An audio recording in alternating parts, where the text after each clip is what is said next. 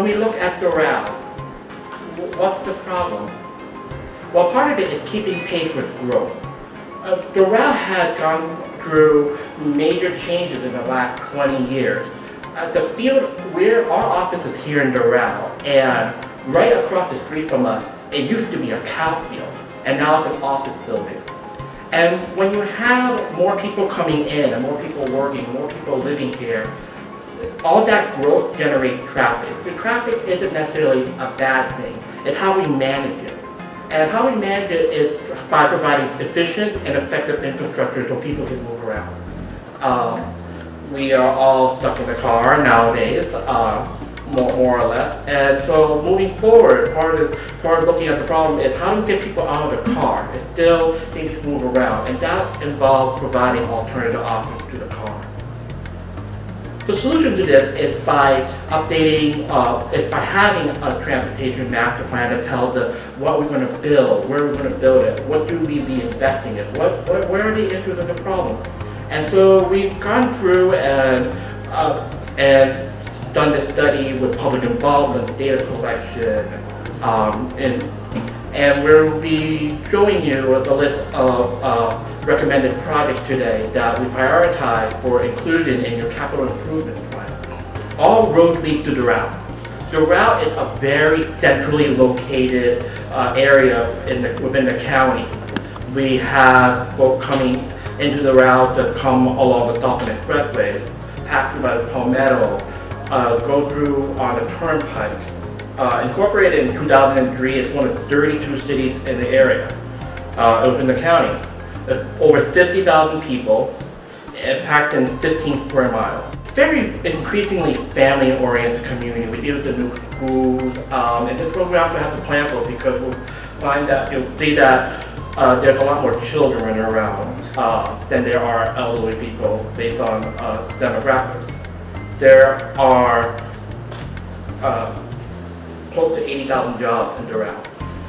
And that's interesting because, see here, there's 50,000 people in Doral. We got 80,000 jobs. And now still 50,000 people, 60,000 people, and some of them are children, some people are not working. So, that essentially means that Doral population more than doubles during the day. We're talking about how Doral, across from my office, used to be a cow field.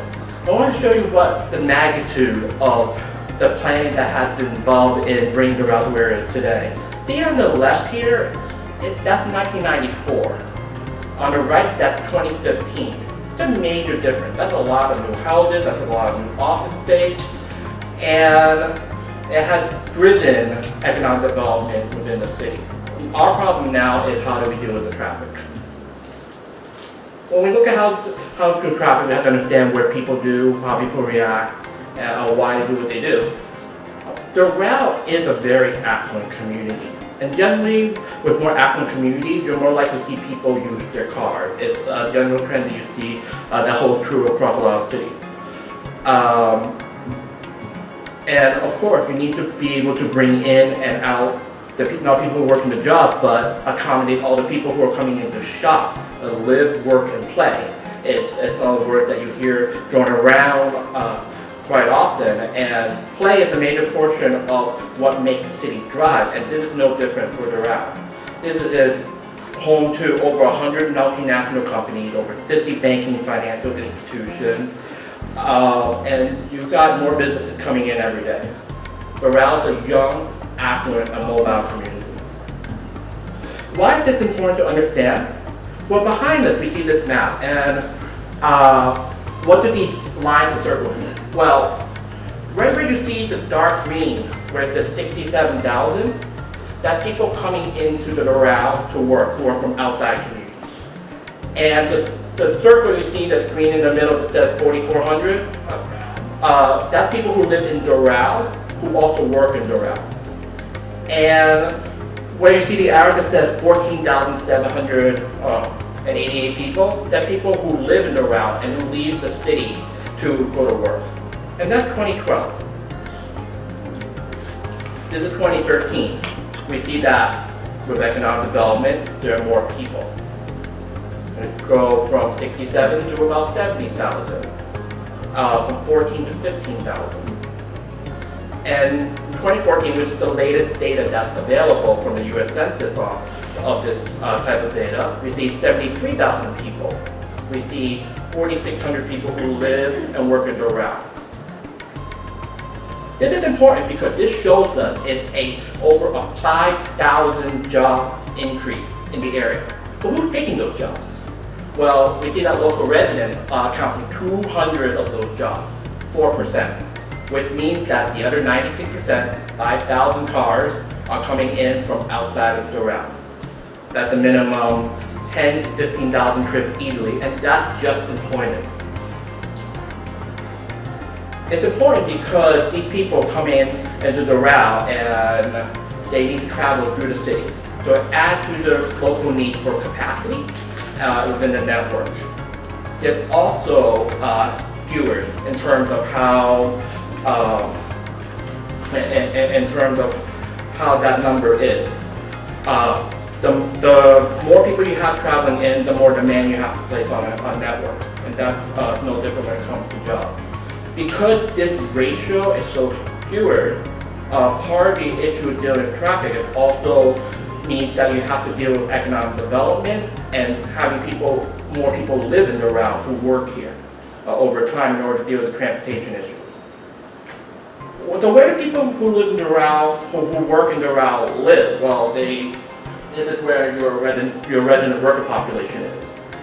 And this really hasn't changed from year to year. And we see that here is where the jobs are. And it's highly correlated with where you find your heaviest bits of traffic. People go to where the jobs are. But where do people who live in Doral work? Well, people who live in Doral work in Doral, in Coral Gables, Miami Beach. And why is that important? Well, it's because you need to figure out how to get these people to work. If you need to get them to get out of their car, there needs to be a transportation option there, other than a car.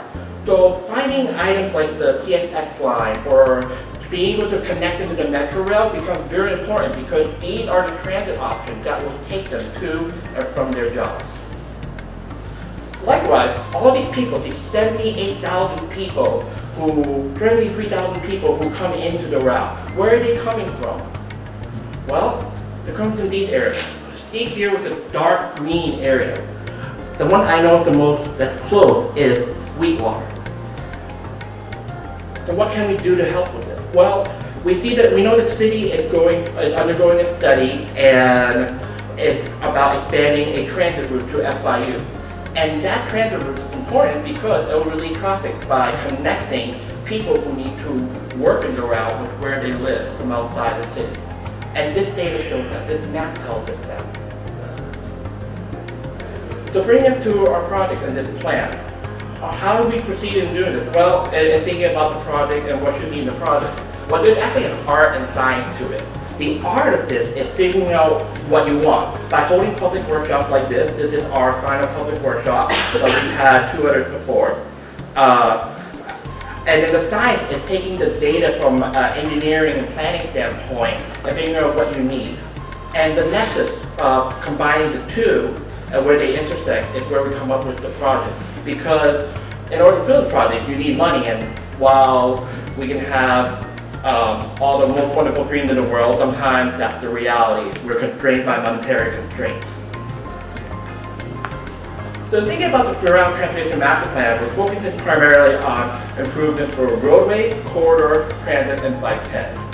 Again, we have gone through the art of this by soliciting feedback from the public. We're really happy to see you here today. In going through this, we're going to go through each of our findings and recommendations on a category by category basis. We'll start with the roadway and go all the way down to bicycling and policy. And to tell you I'll show you how we went through and prioritized the projects.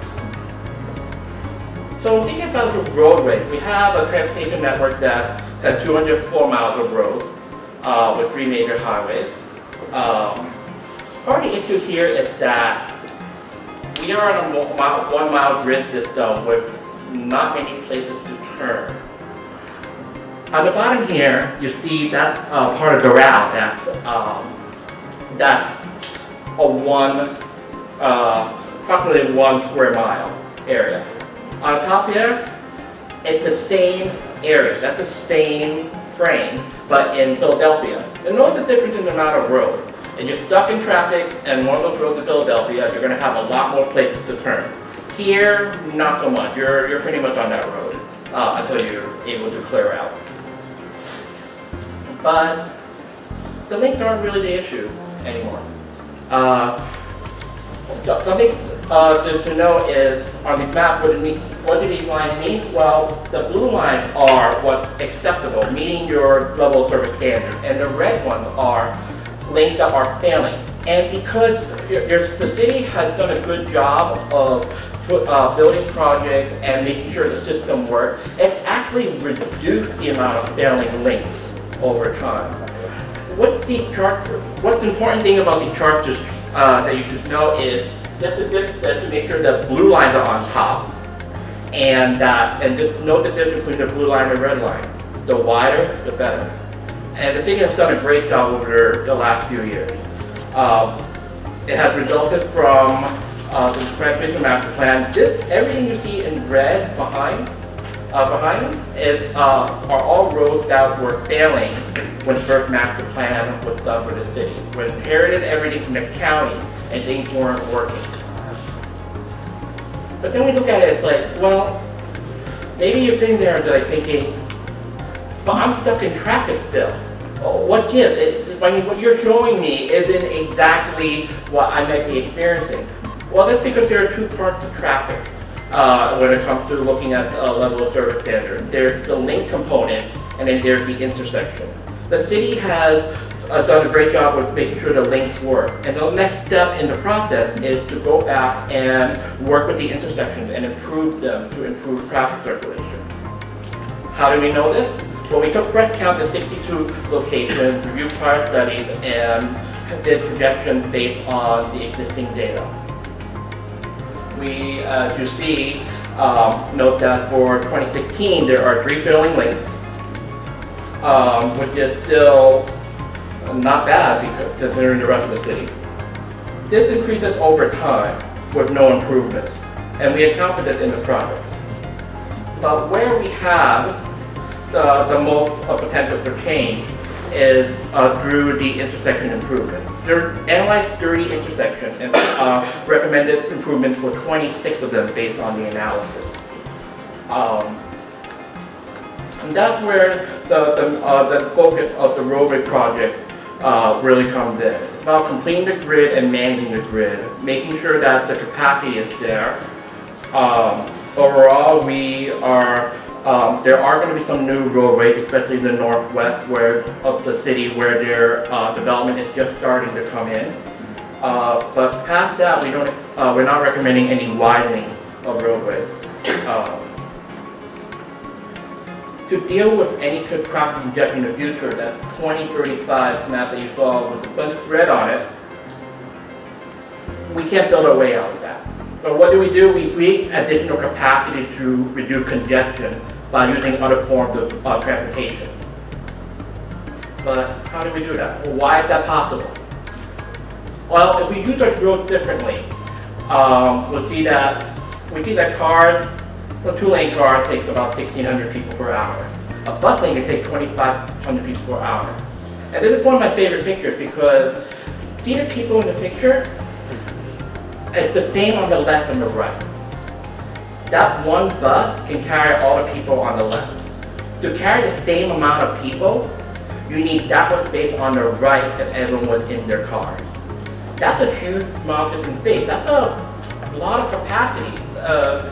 You shift from one to the other, you won't have to widen your roads as much. And that leaves space for other things, economic development, housing, parks. And using the road differently is critical in a maturing city like Doral. Most of your growth has come in the last 20 years. This is still a maturing city.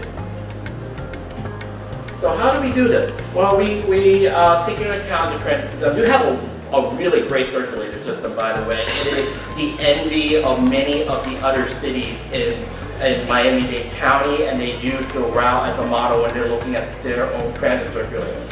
And now the next step is to really just expand upon something that you have with new routes, just like the FIU trolley expansion. And reviewing other options of how you can connect to the Palmetto Metro Rail station. I think that what really helps the city is thinking about ways to incentivize people to take transit. One idea that we're coming out with study is the Doral Passport program. So how can you incentivize something transit? Well, maybe it's a reward program. Maybe it's making transit cheaper. There are many ways you can go with it. It can even be an economic development tool. Maybe Johnny or Susie take the bus with mom as part of the program and get the free ice cream at the end of the day. They go to their business, kids get the free ice cream. I mean, kids love ice cream. So it worked out. It also involves supporting regional efforts, like the Dolphin Park and Ride, for example, and making sure we connect to those so that people who park there can still access the city after. And last but not least, it's definitely making sure we have first and last mile programs and projects. So when you walk to the bus or walk from the bus, and this involves having pedestrian projects as part of your transportation master plan. Pedestrian projects for most cities are really similar. It's about first completing the grid, second maintaining what you have, making sure there are no cracks and making sure the sidewalks are wide enough, adequate lighting, and then third is to enhance the crossing. That's all there really is to it, making sure it's comfortable for people to walk around and that it's safe to cross. And the city has already identified existing sidewalks in existing segments through the transit mobility plan. And these have been included as part of the project within the master plan as well. These include sidewalk infill, pedestrian signals, mid-block crossing, and where you see the green on the map, well, the city actually, by using these prior plans, was able to recently secure a $1 million grant for new sidewalks. So having plans like this be adopted and be moved forward actually allows the city to get more money from outside the community, and the city has been really great about pursuing those. The other form of first mile, last mile connectivity is thinking about, well, bicycling. A long-range plan for bicycling involves figuring what the grid should be. And what you see in this map here, everything that's in a solid line has already been completed by the city, and everything in the dotted line is what the city intends to build. We think about a network from the point of access, safety, age. I mean, is a 5-year going to ride on the road, or probably not, you wouldn't want them to, but would they ride on a bike path to the side? Yes. We're taking these projects and we're infilling the missing gaps in the network. And these have been included in master plans to include the bike lanes and so forth. And of course, if you're biking somewhere, you want to be able to lock things up when you get to public, for example. So having bike racks is an important part of the bike system as well. And past that, there are policies or programs the city can enact, including education and so forth. And lastly, it's policy. Policy binds everything together. This is involved having people who have developed come in building a building and saying, hey, we need to be part of these programs and managing it. Maybe it's offering transit passes for their workers so that they are out of their cars. Maybe it's making sure, like with the Doral Passport program, that residents have access to cheaper transit passes that they can utilize as well, so that they have additional options. And that's the key here. It's about creating additional options, and that's what this slate of projects do. It's also about safety as well. And something I have seen in other cities is a policy called Vision Zero. Who here has heard of Vision Zero? All right. So what is Vision Zero? Vision Zero is a road traffic safety project. And the goal is to reduce fatalities and serious injuries to zero by monitoring, by putting in safety programs, by re-engineering and redesigning the roadways. It's been very successful nationally and internationally, and here in South Florida, it's really important because I don't know if folks have seen some of the rankings, but South Florida consistently ranked one of the most dangerous in the nation when it comes to pedestrian and bicyclist safety.